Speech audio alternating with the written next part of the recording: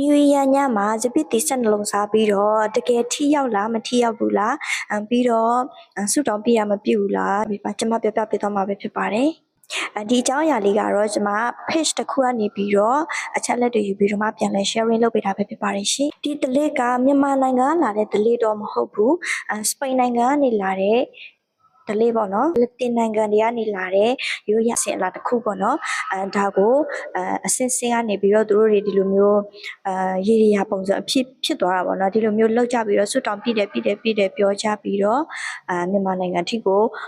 လောက်လာကြတာပေါ့နော်ဒီကကိုကစပွဲကိုထမင်းစားတဲ့စပွဲအောက်မှာတို့ပြီးတော့အလွတ်လောက်တဲ့စပွဲအောက်မှာတို့ကိုကအဲ့ဒီစပွဲအောက်မှာကိုကထိုင်ပြီးတော့အေးစစ်စစ်လေးစားရမှာပေါ့နော်ချို့တွေကဆွတောင်ပြကြတယ်ပြောတယ်ရှင်စပစ်တီဆက်နှလုံးကသူကလတ်တလကိုစားပြုတယ်ပေါ့နော်ဇန်နဝါရီလကနေဒီဇင်ဘာလအထိသူကတလချင်းစီရဲ့ကိုစားကိုပြုတ်တယ်ဆိုတဲ့ဆိုဘလို့ပြောရမှာပေါ့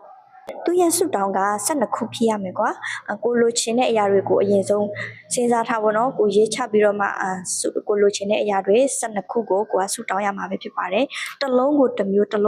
အေးအေးဆေးဆေးလေးစားပြီးတော့ဆုတောင်းရမှာပဲဖြစ်ပါတယ်ဆုတောင်းတစ်ခုတည်းကိုပဲ12ခါပြောလဲရတယ်ပေါ့နော်ကြည့်တော့ည7:00နာရီထိုးတာနဲ့အဲ့ဒီစပစ်တီကိုစပြီးစားမှာပဲဖြစ်ပါတယ်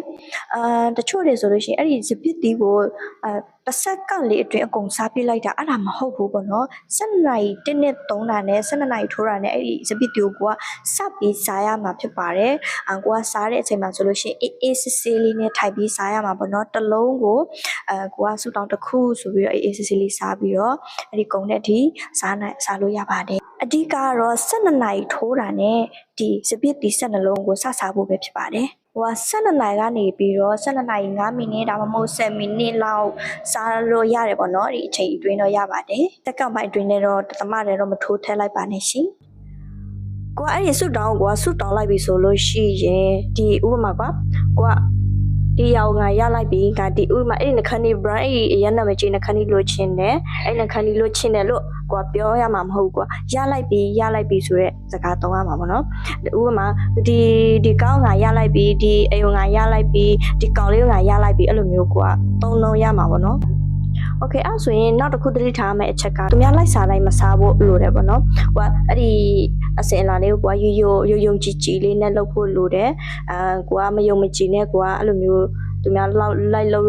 ပ်မယ်ဆိုလို့ရှိရင်တော့အဲ့ဒီဟာကတော့ထိရမှာမဟုတ်ဘူးလို့ပြောကြပါတယ်ကိုပြောနေတဲ့အချိန်မှာလည်းအလောတကြီးပြောဖို့မလိုဘူးရှင်ဟိုကဖြည်းဖြည်းမှန်လေးနဲ့ပြောဖို့လိုရပါတော့ကိုကစားနေနေဆူတောင်းတဲ့အချိန်မှာဒီဟောင်းငါပဲအချိန်ရမှလည်းဘလို့